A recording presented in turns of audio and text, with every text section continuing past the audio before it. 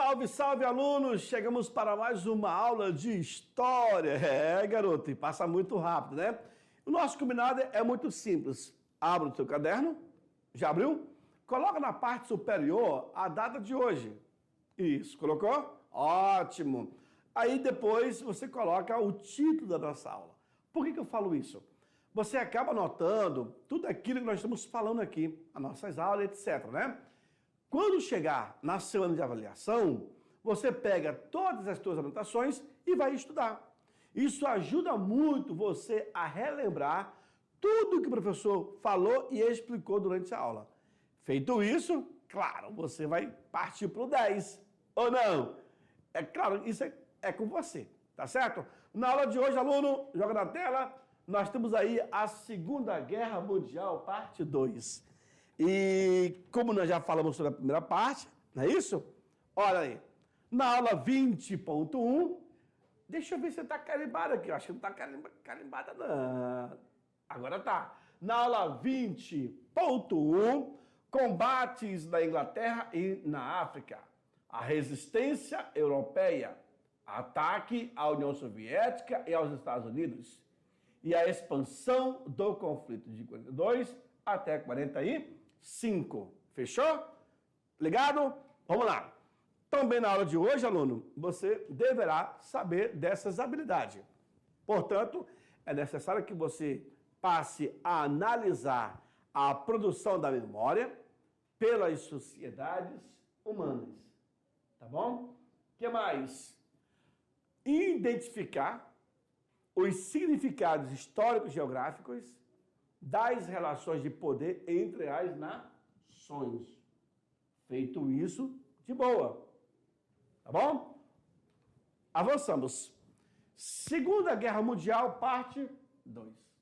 Lembra que essa aula aqui são 4 partes. E aí, olha só como foi retratada essa imagem, né? Colocando aí, frente a frente, as alianças, os eixos. De um lado eu tenho aí os Estados Unidos, a União Soviética, a França, Inglaterra, e de outro lado eu tenho aí a Alemanha liderando, o Kepler, né, o chapéu que eles usam, a Itália um pouco mais abaixo, o Japão lá em cima, e mais 3 países que também irão se juntar aos alemães. E o que vai identificar isso é a arma na frente, né? Saber que são os soldados que estão aí no confronto. Agora, por que os Estados Unidos não estão com arma, né? Colocaram uma arma na frente de alguns só. Mas tudo bem.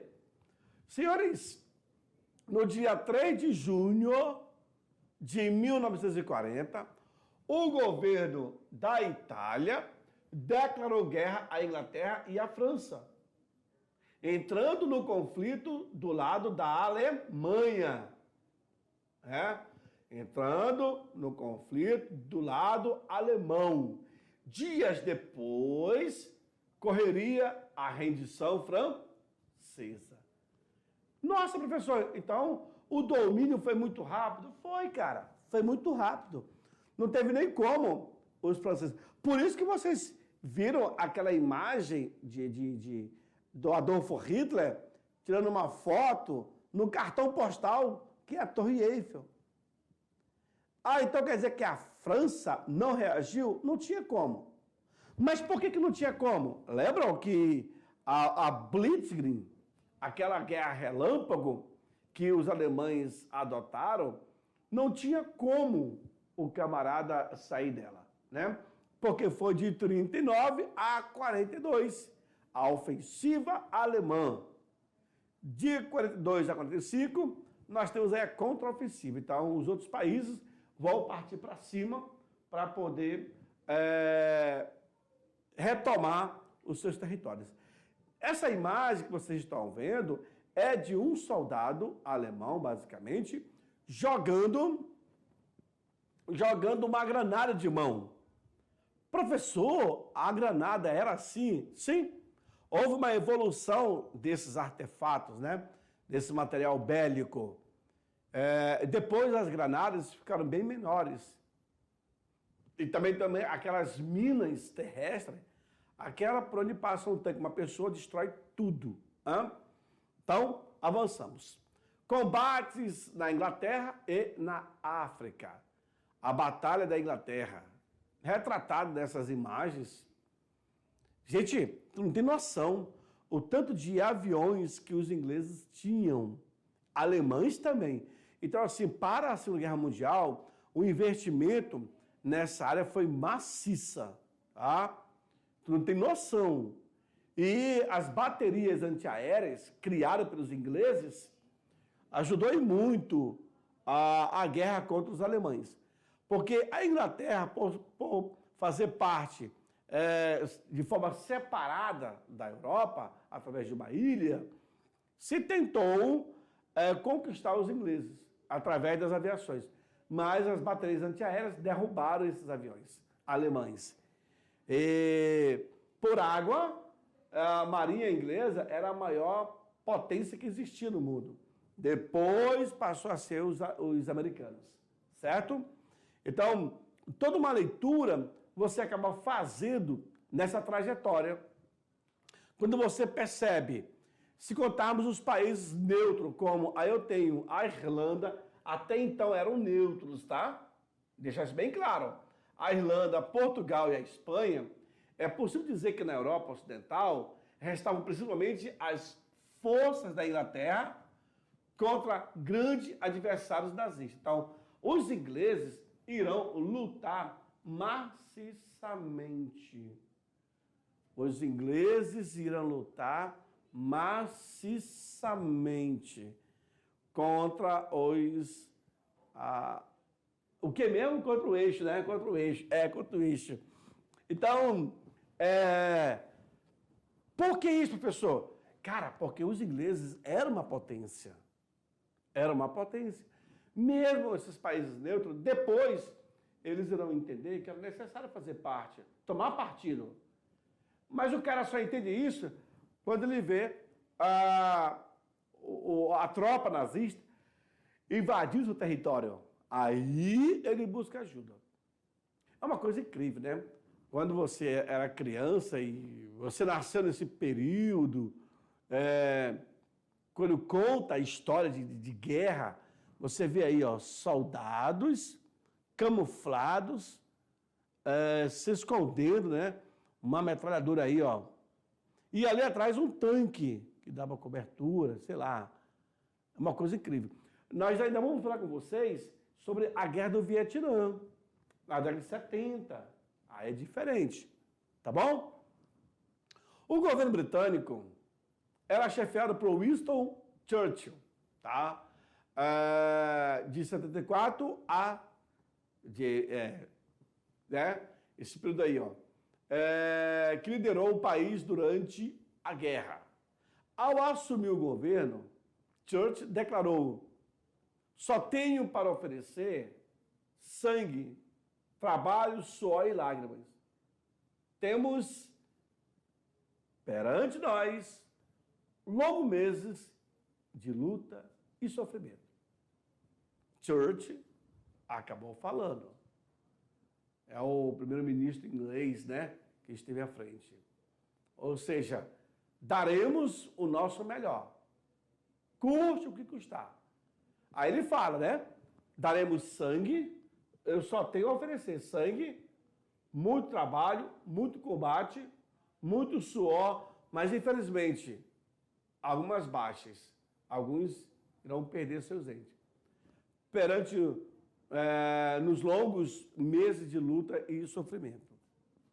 Olha lá, na Batalha da Inglaterra, de 40 a 41, quando a aviação alemã, a Luftwaffe, né, tenta invadir a Inglaterra e logo vai ser retalhada através das baterias antiaéreas. Os ingleses já tinham criado esse dispositivo. Então, quando avistavam a aproximação da aeronave, eles já combatiam. Então, assim, foi um suicídio de Hitler tentar invadir a Inglaterra pelo ar. pelo mar era impossível, já falei. Possuía a marinha mercante mais poderosa dos mares. Ok? Então, sirenes tocavam, anunciando a aproximação de aeronaves, de conflito, e que era necessário você se esconder. Então, observe que a Europa, parte dela, vai ser destruída, num caso específico, a Inglaterra. Tá? Observe aqui também um soldado observando a aproximação de aviões. Então, era algo muito tenso que você vivia. Você não relaxava. Tá? Mas aeronaves, então, campos ao redores, plantações, serviam inclusive até mesmo para pousos de aviões, para reabastecer. Então, era algo assim incrível. Algo que você imagina. Isso, nós não chegamos ainda a falar dos kamikazes, dos japoneses, né? Olha lá. Bombardeados violentamente, dia e noite, os ingleses resistiram aos ataques comandados pelos nazistas. Na Batalha da Inglaterra de 40-41, a aviação inglesa Royal Air Force conseguiu rechaçar os ataques da Força Aérea Alemã. Então, observe, aluno, talvez você deu para notar que a guerra ela acontecia tanto nos mares, no solo e também no ar. Ok? Lembre-se que a Força Aérea Alemã ela abria caminho para os Panzer, os tanques blindados. E este, logo em seguida, abria espaço para a tropa terrestre completar o serviço. Então, é um conjunto, é uma sintonia. Olha lá. Resistência europeia.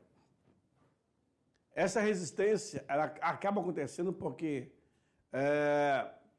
os ingleses não vão se deixar vencer, vão reagir contra os invasores, os possíveis invasores, e não deu outra.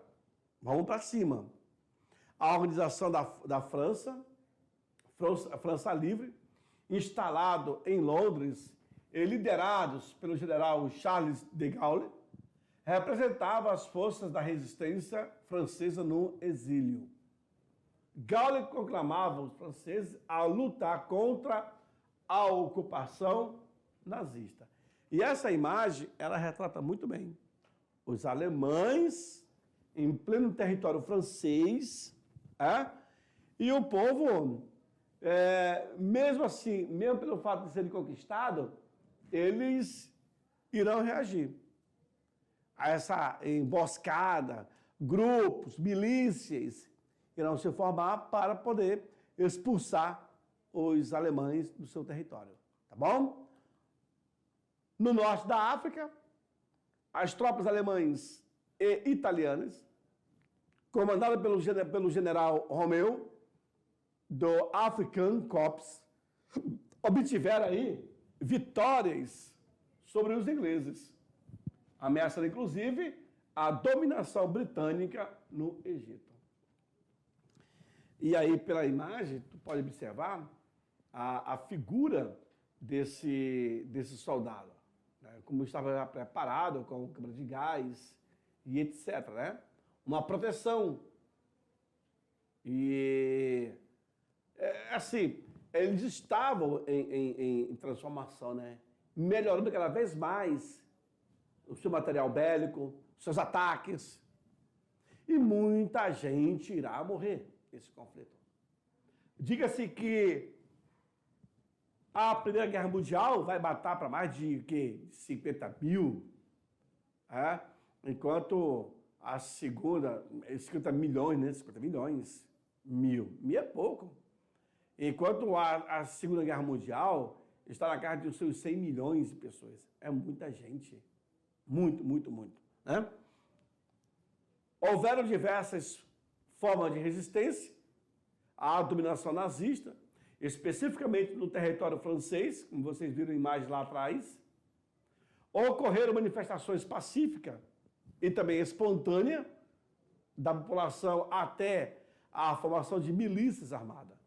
E o que eu expliquei lá atrás era isso daqui, ó. Então, o povo estava se armando para expulsar o invasor. As milícias são isso. Então, observe que o cara tinha armas ali, escondidas, e quem quisesse lutar para salvar a França, opa, era bem-vindo.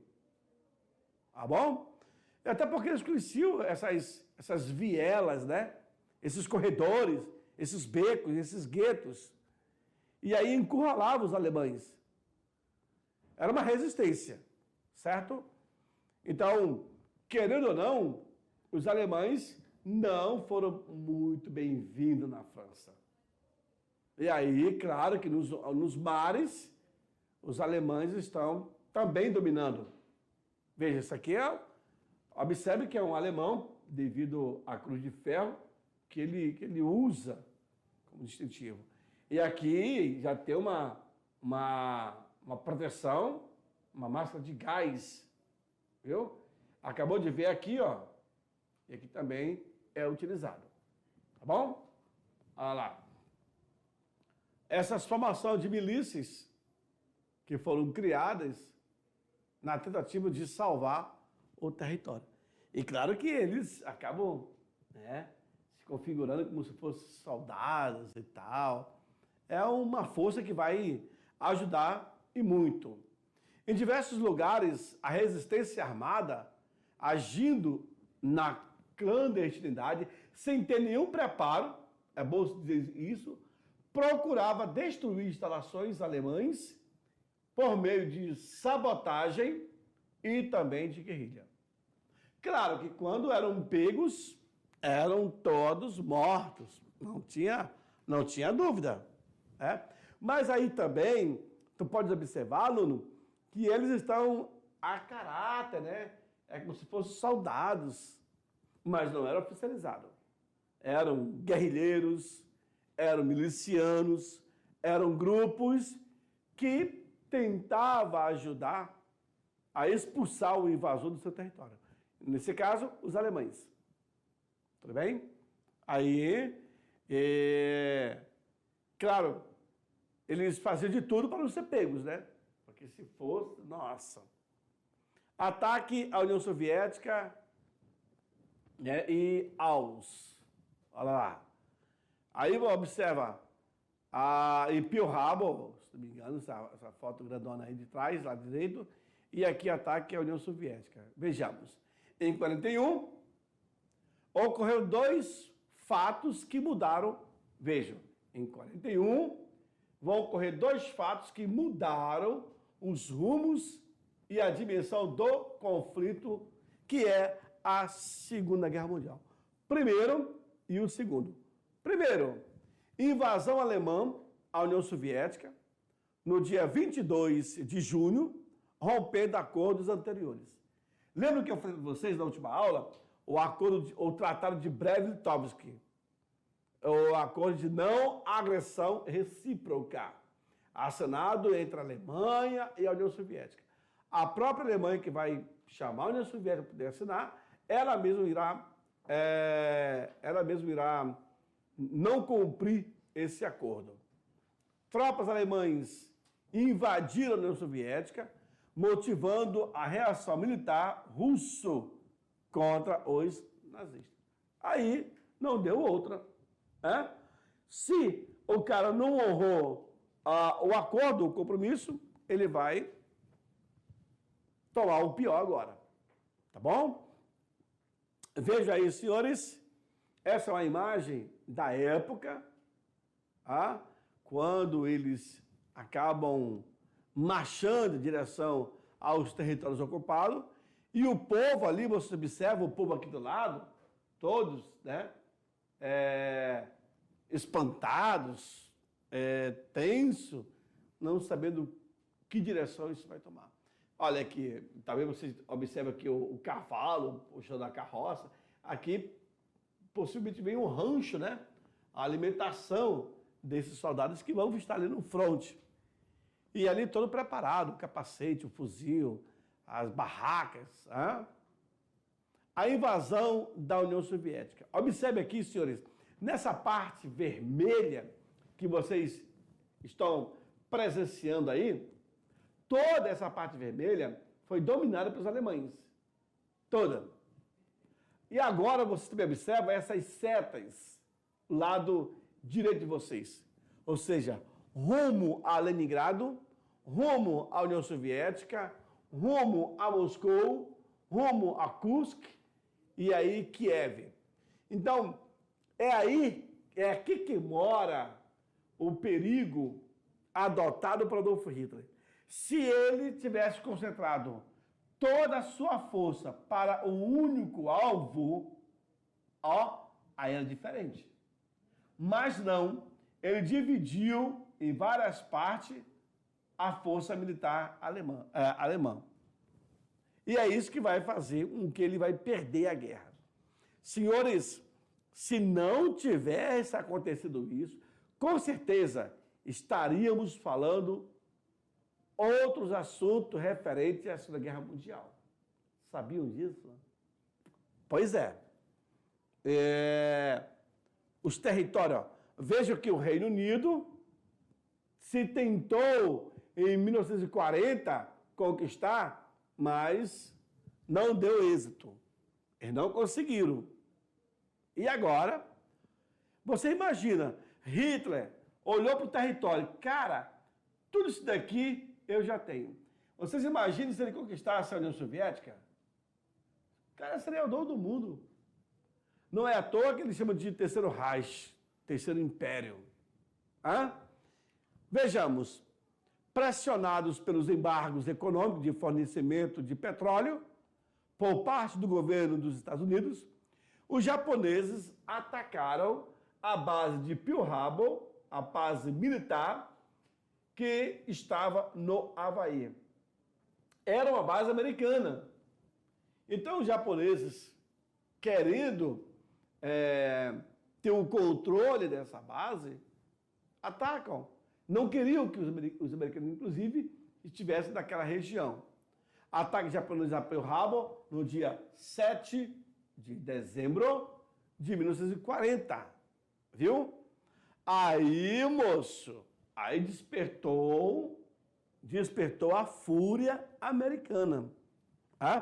Até então, os Estados Unidos estavam participando da guerra de forma indireta, vendendo produto para os países envolvidos na guerra. Agora, como vai mexer nessa base? Não deu outra.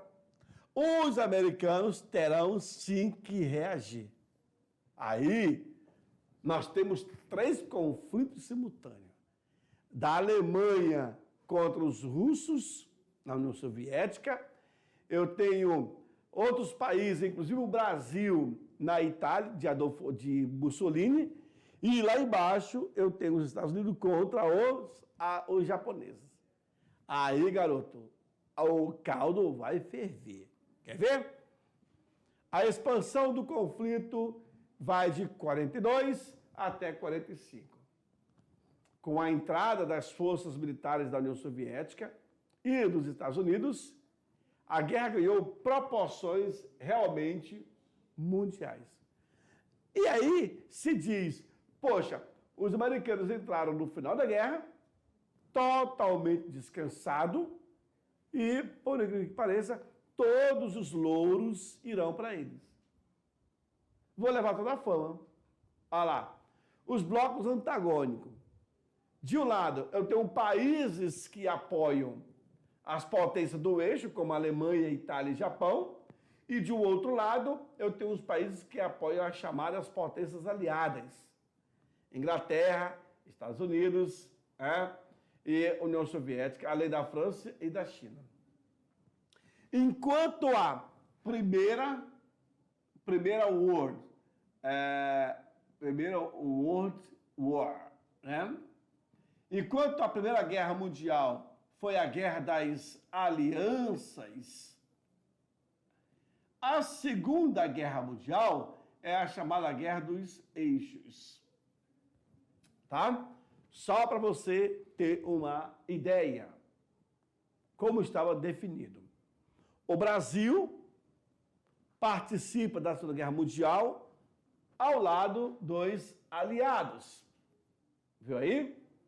Brasil era aliado dos Estados Unidos, da Inglaterra e da França. Naquela época, foram encaminhados mais de 25 mil soldados, que nós chamamos de pracinha, Força Expedicionária Brasileira. Mas, professor Ismar, o que tem a ver o Brasil com essa guerra? Cara, o Getúlio Vargas era autoritário. Se fala que era um governo fascista, de 37 até 45. Então, o Brasil acabou participando porque os alemães queriam tornar o Brasil uma base de ajuda. Ou seja, vem para mim aqui, os alemães pensaram o seguinte: se eu tenho uma base de apoio no Brasil, fica mais fácil de eu atacar os Estados Unidos. Só que o Brasil ficou em cima do muro, né? Até que o Brasil resolve participar do lado dos aliados. Os navios alemães vieram até o nosso litoral e irão torpedear os nossos navios. O Brasil vai ficar sem navio para ir para a guerra. Quando os americanos vêm até o Brasil, pegam os nossos soldados e levam para Nápoles, na Itália. E aí o Brasil acaba lutando contra os alemães e contra Mussolini, isso na Europa, especificamente em Nápoles. Tanto é que os soldados brasileiros que irão morrer irão ser enterrados lá no cemitério de Pistoia. Lá vai ficar por muito tempo até ser exumado e trazido para o Brasil e se encontrar hoje ali no Rio de Janeiro em um monumento da Segunda Guerra Mundial. Tá? O Brasil, então, acaba comprando essa ideia. Vejam lá, no quadro. Se dizia na época, era mais fácil a cobra fumar do que o Brasil entrar na guerra. Ou seja, estavam descrentes. Pois o governo mostrou, a cobra vai fumar e o Brasil não vai participar da guerra. E aí o símbolo da FEB é a cobra fumando. Gostaram? Olha aí, brasileiros, pracinhas da FEB, tanto a FEB como a FAB participaram da guerra. FEB, Força Expedicionária Brasileira, e a FAB, Força Aérea Brasileira. Todos contentes porque iriam honrar esse compromisso, lutar na guerra, ser o herói, mas 442, 43 irão morrer. O Brasil é um dos países que menos irá perder gente nessa guerra. A Rússia, por exemplo, perdeu 20 milhões de soldados. 20 milhões na Segunda Guerra, tá? Olha lá. Avanço japonês no Pacífico. Após causarem a destruição da base de Pearl Harbor, os japoneses conseguiram avançar sobre várias ilhas das regiões do Pacífico. Aí temos Hong Kong, Filipinas, Malásia, Tailândia, Singapura, Indonésia, Vietnã, Laos e Camboja. Tá? Olha só aonde os japoneses estavam dominando, senhores. Não tinha para ninguém. Olha lá. No dia 25 de outubro de 1944, na Batalha do Golfo de Leyte, Os ataques suicidas resultaram no afundamento de 57 navios. É isso que vocês ouviram. Os ataques suicidas resultaram no afundamento de 57 navios. 108 totalmente destruídos. 83 parcialmente destruídos. E 206 danificados e na morte de milhares de marinheiros. Os chamados kamikazes, ou vento divino, foram no total 2.198 pilotos. Em junho de 1942, apoiado pela Força Aérea Japonesa, o Japão detinha a supremacia naval daquela região. Muitos morreram para dar o título de vencedores aos seus países, né? Mas fizeram estrago? Sim, fizeram bastante estrago. Só que não foi o suficiente. A gente sabe disso. Os kamikazes, quando eles iam, vem para mim, os kamikazes, quando eles iam numa missão, eles escreviam na fuselagem do avião deles a seguinte frase: a flor da cerejeira é a primeira das flores, assim como o guerreiro é o primeiro dos homens. É o piloto suicida.